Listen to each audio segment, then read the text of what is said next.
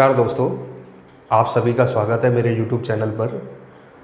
पिछले वीडियो में हमने अंग्रेजी के बेसिक नॉलेज की शुरुआत की थी और अपना पहला चैप्टर हमने जो शुरू किया था सेंटेंस पैटर्न, उसमें हमने जैसा आपको बताया था कि भाषा की दो मुख्य इकाई होती हैं जिनको हम पहले पढ़ चुके हैं, एक तो लेटर और दूसरा था वर्ड। इन दोनों के बारे में मैंने आपको बहुत ही इंटरेस्टिंग जानकारी देने की कोशिश की थी अपने पिछले वीडियो में। लेटर्स के बारे में कुछ ऐसी जानकारी के है जो हमें लगता है कि हमें शायद कभी पढ़ने को मिली हो। फिर हमने लेटर्स को कंबाइन करके एक ग्रुप बनाया जिसका नाम था वर्ड। वर्ड के बारे में भी मैंने इंटरेस्टिंग आपको जानकारी दी कि वर्ड हम जब तक क्रिएट नहीं कर सकते जब तक कि उसमें या तो वॉवेल ना हो या वॉवेल जैसा साउंड वाला कोई अक्षर मौजूद ना हो। तो ये दो यूनिट्स हम भाषा की पिछली क्लास में पिछले वीडियो में पढ़ चुके हैं और अब हम आ रहे हैं अपनी लैंग्वेज के सबसे मेन कंटेंट में या सबसे मेन यूनिट पे जिसका नाम होता है सेंटेंस। सेंटेंस वो चीज़ है जिस पे कोई लैंग्वेज टिकी हुई है। खासकर मैं बात करूँ अंग्रेजी की, तो आप कोई भी कॉम्पिटिटिव एग्ज़ाम देंगे तो उसके अंदर कोई भी तरीके का क्वेश्चन आएगा। सपोज करें खालिस्तान बनना, फिल इन द ब्लैंक्स, गलती को पहचानना, उसे रेक्टिफाई करना, गलती के स्थान को पता लगाना, बहुत सारे टाइप के क्वेश्चंस होते हैं। उन सारे क्वेश्चंस को सॉल्व करना सिर्फ एक ही वजह से संभव होता है कि आपको सेंटेंस की बेहतर पहचान है या नहीं। आज की ये क्लास आपके लिए बहुत इंपॉर्टेंट होने वाली है क्योंकि मैं एक ऐसी ट्रिक आपके सामने अभी थोड़ी देर में एक्सप्लेन करूँगा जिसे देख के आप सेंटेंस के हर कंटेंट को पहचानना, हर हिस्से को पहचानना बेहतर तरीके से सीख सकोगे। तो आज हमारी क्लास का सबसे मेन जो फोकस है वो भाषा की सबसे महत्वपूर्ण इकाई पर रहेगा और उस इकाई का नाम होता है सेंटेंस। और सेंटेंस को आज हम जानने की कोशिश करते हैं। तो be ready friends, let's start. तो कोई भी अंग्रेजी का सेंटेंस, अंग्रेजी में सेंटेंस को रिप्रेजेंट करने के बहुत सारे तरीके हैं। मैं हमेशा से वो तरीका अपने व्यूअर्स या अपने स्टूडेंट के सामने देने की कोशिश करूँगा जो बहुत आसानी से उनके दिमाग में बैठ जाए। देखिए, अगर अंग्रेजी को अंग्रेजी की टर्म पे पढ़ा जाए, सालों से मैंने अपने स्टूडेंट को अंग्रेजी को बिल्कुल सिंपल टर्म में पढ़ाया है। कारण इसके पीछे क्योंकि हमारे पास ऐसे रूरल बैकग्राउंड से स्टूडेंट आते हैं जिन्होंने 8वीं तक 7वीं 8वीं तक ABCD भी नहीं पढ़ी होती हैं। अंग्रेजी की हालत बहुत दयनीय है। अंग्रेजी वो लैंग्वेज है जिसके कारण बहुत सारे स्टूडेंट अपने सपने को, बहुत सारे लोग अपने सपने को दबा के रख लेते हैं। उनके अंदर कैलिबर होता है पर सिर्फ एक लैंग्वेज की वजह से वो सारा कैलिबर बेकार चला जाता है। तो मैंने उन्हीं स्टूडेंट को ध्यान में रखते हुए कि उनके सपने ना टूटें, उनके सपने चकनाचूर ना हो, इस भाषा को इतना सरल बना दिया कि जो कभी सोचते भी नहीं होंगे कि अंग्रेजी हम कुछ कर सकते हैं, वो इसको सीखे भी और आज बड़ी बड़ी पोस्टों पे काम कर रहे हैं। और ये मेरे लिए बहुत गर्व की बात है कि मैं ऐसा करने में उनकी कुछ मदद कर सका। अब मैं आप लोगों की भी मदद करना चाहता हूँ इस मुद्दे पे। अपने सपनों को जगाइए और अगर ये भाषा कहीं भी आपके सपने में रुकावट बन रही है तो आप निश्चिंत हो जाइए। आप ये मॉड्यूल देखते देखते अपने आप को इतना व्यस्त बना लोगे कि ज़िंदगी में अंग्रेजी कभी भी आपके सामने कोई भी समस्या खड़ी नहीं करेगी, ये मैं आपको एश्योर करता हूँ। तो यहाँ देखते हैं हम अपनी अगली इकाई की ओर जिसका नाम है सेंटेंस। यहाँ पे मैंने बहुत सिंपल तरीके से सेंटेंस को व्यक्त किया है। जैसा मैंने कहा, अंग्रेजी में बहुत सारे तरीके हैं। गहराई में जाएं तो बहुत टर्में होती हैं जिनको कोई आसानी से एक नॉर्मल स्टूडेंट कभी नहीं समझ सकता। तो इसलिए मैंने सेंटेंस को बहुत सिंपल 4 टर्मों में डिवाइड किया है। ध्यान से देखें। सबसे पहला टर्म है सब्जेक्ट, हिंदी में हम इसे कर्ता कहते हैं। दूसरा टर्म है वर्ब, जिसे हिंदी में हम क्रिया के नाम से जानते हैं। तीसरा टर्म आता है ऑब्जेक्ट, जिसे हिंदी में हम कर्म के नाम से जानते हैं। और चौथा हिस्सा जो हमने बनाया है दैट इज रेस्ट ऑल, यानी शेष, बचा हुआ हिस्सा। ये 4 पार्ट से हम किसी भी बड़े से बड़े सेंटेंस को कवर कर सकते हैं, उसको डिवाइड कर सकते हैं, उसके एक एक हिस्से को पहचान सकते हैं कि ये वाक्य में कौन सा पार्ट है। हिस्सा क्यों कह रहा हूँ मैं? क्योंकि ये ज़रूरी नहीं है कि सब्जेक्ट एक शब्द का बना हो, एक से ज़्यादा शब्दों में हो सकता है। जैसे यहाँ वर्ब देखें, 2 पार्ट में मौजूद हो सकती है, helping verb, main verb. Object भी एक से ज़्यादा शब्दों में हो सकता है, रेस्ट ऑल भी एक से ज़्यादा शब्दों में होता है। तो मैंने आपके सामने एक पिक्चर ड्रॉ कर दी। ये पिक्चर किसी भी छोटे या बड़े सेंटेंस के लिए उतने ही नाम क्रिएट करेगी जो आप बोर्ड पे देख रहे हैं। और इनमें कुछ पार्ट ऐसे हैं जो किसी सेंटेंस में मौजूद हो सकते हैं, किसी में मौजूद नहीं हो सकते। अब सबसे बड़ी, मैंने आपके सामने एक पिक्चर बना दी। सपोज करें जैसे आजकल बच्चों को सिखाने के लिए होता है, उनको कोई इमेज दिखा दी, जैसे एक लॉइन की इमेज दिखा दी, फिर बच्चों के आगे कुछ पीसेस डाल दिए या ब्लॉक्स डाल दिए, उनसे कहा कि उस इमेज को याद करते हुए पीसेस को याद जोड़िए उसी तरीके से जैसे आपने इमेज देखी है। तो सेम वे मैं वही करने जा रहा हूँ। यहाँ पे मैं आपको सेंटेंस के अलग अलग हिस्सों को पहचानना सिखाऊंगा और वो इतने शानदार तरीके से सिखाऊंगा कि आप किसी भी बड़े से बड़े सेंटेंस को इन 4 नामों से पहचानने में कभी भी तकलीफ़ महसूस नहीं करोगे। और एक चीज़ और मैं बता देता हूँ, इस वीडियो को देखने के बाद लगेगा कि ज़िंदगी भर हम कुछ चीज़ों में तो हमेशा से ही गलती करते आए हैं और वो गलतियाँ अब हमें सुधारने का मौका मिलेगा। क्यों?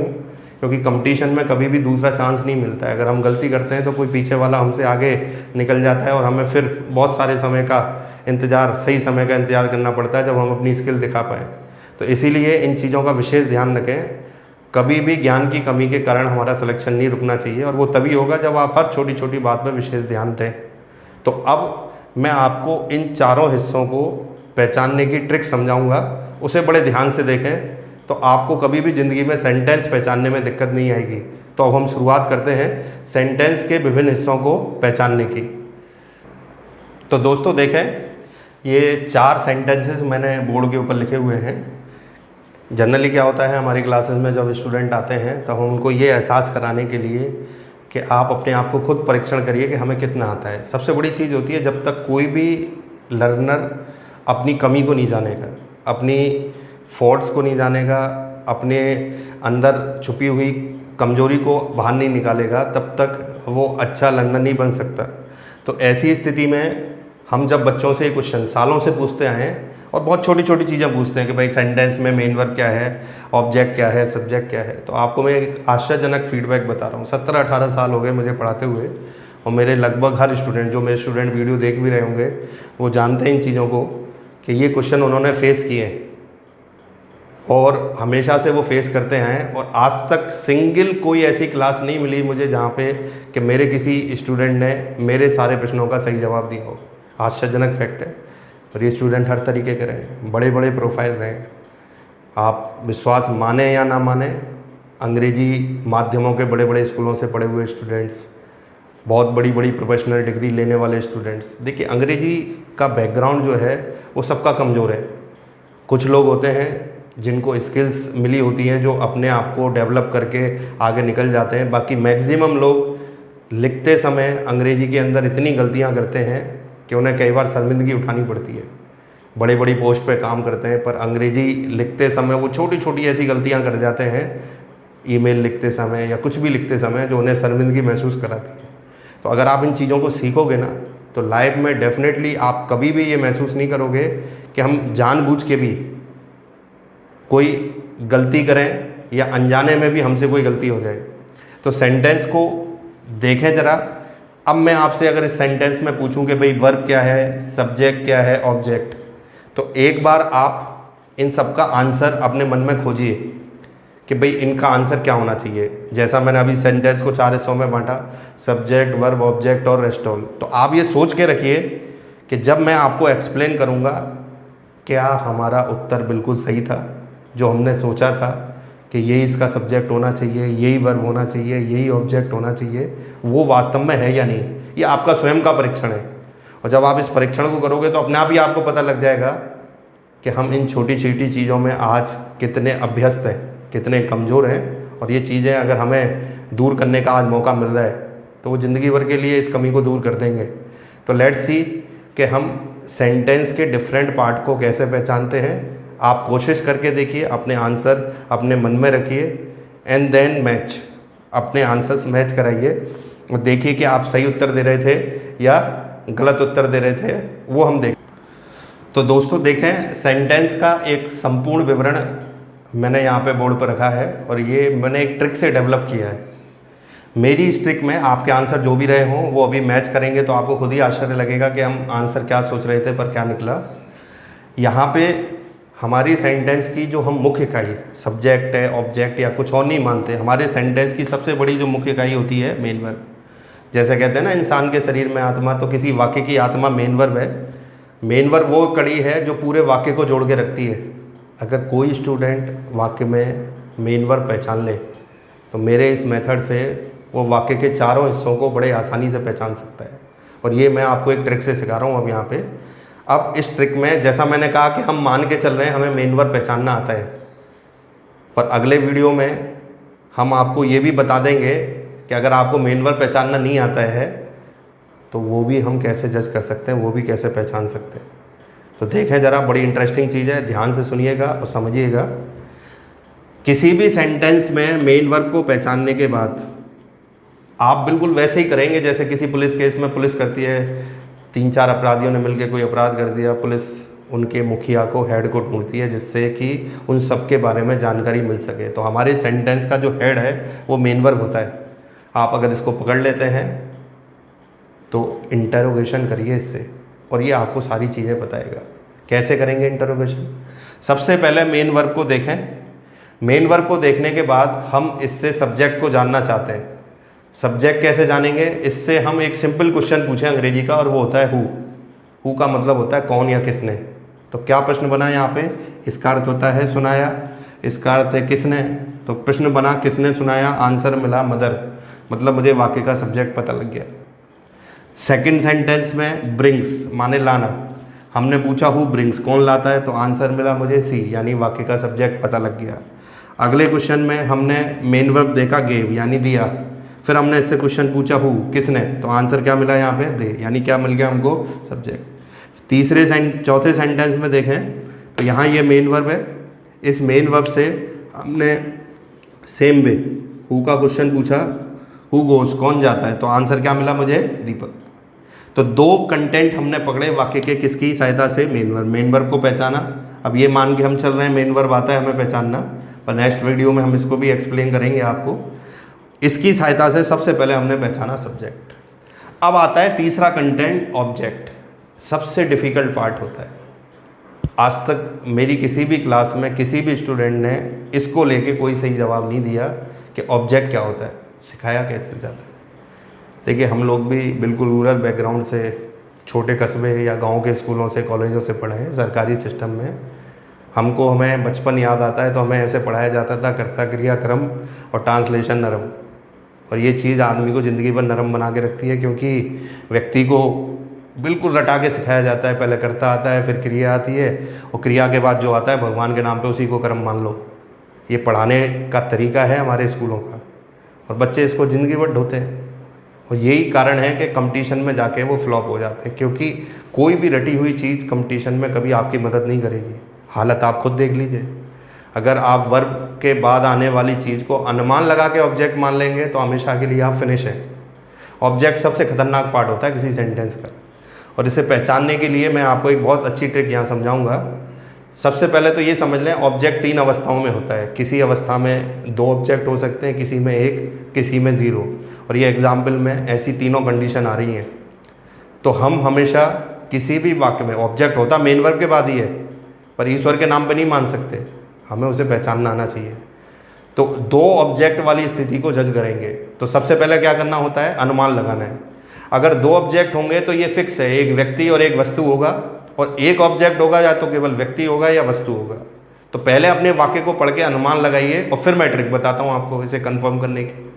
तो यहाँ पहले सेंटेंस में हमें लगता है कि ये 2 चीज़ें हमारी शर्तों को पूरा कर रही हैं, 2 ऑब्जेक्ट हो सकते हैं, तो हमने अनुमान लगा लिया। अब पक्का करने की ट्रिक बिल्कुल कंफर्म कर देगी, दूध का दूध पानी का पानी।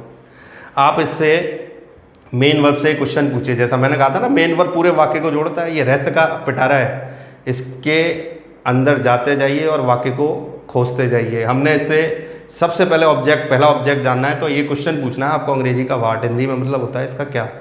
तो अर्थ निकला क्या सुनाया, क्या आंसर बना इसका? A story. इसका मतलब you get first object of the sentence, आपको वाक्य का पहला ऑब्जेक्ट। अगर इसका आंसर इस क्रिया में या तो प्रश्न बनेगा ही नहीं और नहीं मिलता तो आप पहला ऑब्जेक्ट यहाँ पे प्राप्त नहीं है। अब दूसरा ऑब्जेक्ट जो व्यक्ति वाला होता है उसे जानने के लिए आपको इस वर्ब से हुम का क्वेश्चन पूछना। हुम का मतलब होता है किसे या किससे। तो क्वेश्चन बना किसे सुनाई, तो इसका आंसर हमें यहाँ पे मिलता है किसके रूप में? सन। इसका मतलब है हमें इन दोनों ऑब्जेक्ट के यहाँ पे आंसर मिल रहे हैं। तो इसके अंदर कितने ऑब्जेक्ट मौजूद हो गए? 2। जैसे चाय को छानने के बाद पत्तियाँ बच जाती हैं, तो जो बचा हुआ पार्ट होगा ऑटोमेटिकली आपको पहचानने की जरूरत नहीं है, क्या हो जाएगा? रस्टाल। तो आपका इस सेंटेंस का एनालिसिस पूरा हो गया।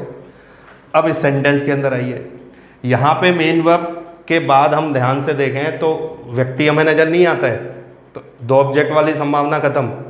सिर्फ एक ही ऑब्जेक्ट हमें मिलेगा और वो है फ्रेश फ्लावर। कैसे मिला? हम इससे पूछते हैं व्हाट ब्रिंग्स, क्या लाती है, क्योंकि शी इसका सब्जेक्ट है। तो आंसर मिला मुझे फ्रेश फ्लावर। कई बच्चे जब मैं क्लास में पूछता हूँ तो कोई गार्डन आंसर दे देता है, वहाँ पे लास्ट नाइट बोल देता है, कोई यहाँ पे स्टोरी बताता है, जो मन में आता है बोल देते हैं। इस तरीके से अंग्रेजी नहीं पढ़ी जाती है प्रॉपर तरीके से। तो यहाँ हमें ऑब्जेक्ट मिला केवल एक, क्योंकि दूसरा आंसर यहाँ पे मौजूद है ही नहीं। उसके लिए हमें एक व्यक्ति की ज़रूरत पड़ती है जो यहाँ नहीं है। अंत में जो हिस्सा बचा वो क्या हो गया, रेस्टोरेंट। अब आते हैं हम वाक्य के तीसरे वाक्य पे। यहाँ पे हमें देखें ध्यान से, दो चीज़ें दिख रही हैं, एक गिफ्ट और रवि। मतलब क्या हुआ कि यहाँ दो ऑब्जेक्ट होने की संभावना बन रही है। पता कैसे लगाएं? हमने इस मेन वर्ब से पहला क्वेश्चन पूछा वाट, क्या दिया, तो आंसर क्या मिला यहाँ पे हमें, ए गिफ्ट, यानी एक गिफ्ट। तो ये हमारा कौन सा ऑब्जेक्ट हो गया, पहला। दूसरा जानने के लिए हमने वही क्वेश्चन पूछा हूँ किसे दी, तो आंसर क्या मिला हमें यहाँ पे, रवि। तो इसका मतलब हुआ इस सेंटेंस में दो ऑब्जेक्ट मौजूद हैं, पहला है ए गिफ्ट और दूसरा क्या हो गया, रवि। तो जो बचा हुआ पार्ट है वो क्या हो जाएगा यहाँ पे, रेस्टोरेंट। हर सेंटेंस में हमारे वो चार पार्ट जो हमने जज कराने के लिए बोला था वो हमें दिख रहे हैं। अब आखिरी सेंटेंस पे आते हैं। सालों से, जैसा मैंने कहा, मैं अपनी क्लासेस में क्वेश्चन पूछता आया हूँ और इस सेंटेंस के अंदर सबसे सरप्राइजिंग एलिमेंट निकलता है, जैसा मैंने अभी बोला, कर्ता क्रिया कर्म। इसको देख के बच्चा सीधा बोलता है कि यहाँ पे ऑब्जेक्ट ये है। किसी भी प्रकार के माध्यम से कितनी भी गहराई की नॉलेज लेके आया हुआ है इस सब्जेक्ट की, इवन जिन्होंने मास्टरेट या मास्टर डिग्री या डॉक्टरेट की डिग्री भी ले रखी है, वो भी क्लासों के अंदर बैठे हुए स्टूडेंट हैं मेरे, और वो भी यही आंसर देते हैं। मुझे खुद सरप्राइज होता है वो कैसी अंग्रेजी पढ़ के आते हैं या उनको किस तरीके से पढ़ाया जाता है। ऐसे पढ़ेंगे तो अंग्रेजी के किसी भी कंपटीशन को हम कभी भी पास नहीं कर सकते, क्योंकि इस सेंटेंस के अंदर आप ध्यान से देखें तो आपको ये मेन वर्ब दिख रही है। अब मैं मान लीजिए इससे क्वेश्चन बनाऊँ, मुझे ये दो क्वेश्चन बनाने ऑब्जेक्ट के लिए, वाट और हूँ। तो मान लीजिए मैं इससे पूछता हूँ वाट गोज, तो अर्थ निकलेगा क्या जाता है। किसी से आप ऐसे पूछें क्या जाता है तो वो आधा आपको पागल करार दे देगा, बोले यार ये इसको तो क्वेश्चन ही पूछना नहीं आता। फिर हम उससे पूछें हुम गोज, किसे जाता है, तो आपका सिस्टम पूरा खराब। मतलब ये हुआ ना तो वाट ना हुम, ये दोनों क्वेश्चन इस क्रिया में आंसर क्रिएट कर ही नहीं सकते, क्योंकि हम क्वेश्चन ही नहीं बना सकते। क्योंकि ऑफिस जाता है वो 9 बजे, तो ऑफिस स्थान है, डेस्टिनेशन है। अगर हम उससे पूछें वेयर गोज, तब हमें पता लगेगा कि वो ऑफिस जाता है, और वेयर हमारी लिस्ट में नहीं है, क्योंकि हमें ऑब्जेक्ट जानने के लिए किसका क्वेश्चन पूछना है, वाट और हुम का। ये दोनों ही क्वेश्चन यहाँ नहीं बन सकते। दैट मीन्स ये कतई ऑब्जेक्ट नहीं है हमारे सेंटेंस का जो हम मानते हैं। इसके अंदर कोई भी ऑब्जेक्ट मौजूद नहीं है। ये पूरा जो बचा हुआ पार्ट है यहाँ पे किसकी तरह काम करेगा, रेस्टोरेंट। तो रट के हम हमेशा अपना नुकसान करते हैं अगर किसी चीज़ को समझें। बहुत सिंपल तरीका है, जैसा मैंने आपको बताया कि आप मेन वर्ब को जज कर लीजिए। मेन वर्ब एक ऐसा एलिमेंट है जो पूरे वाक्य का एनालिसिस आपके सामने कर देगा। आप हर चीज़ को पहचान लेंगे कि सब्जेक्ट क्या है, ऑब्जेक्ट क्या है, एक है, दो है भी नहीं, और उसके बाद जो चीज़ बचेगी वो क्या कहलाएगी, रेस्टोरेंट। सिंपल सा लॉजिक ये है कि हु का क्वेश्चन पूछिए, सब्जेक्ट पता लगेगा। वाट और हुम दोनों के आंसर मिले, दो ऑब्जेक्ट ना मिले, एक भी ऑब्जेक्ट नहीं, एक का आंसर मिले, एक, और इनके बाद जो चीज़ बचे कहीं पे भी, that is called as restaurant. तो ये एनालिसिस आज मैंने वाक्य के बारे में आपको बताया। एक बहुत बड़ी अंग्रेजी की कड़ी मैंने आपको सुलझाने की कोशिश की है।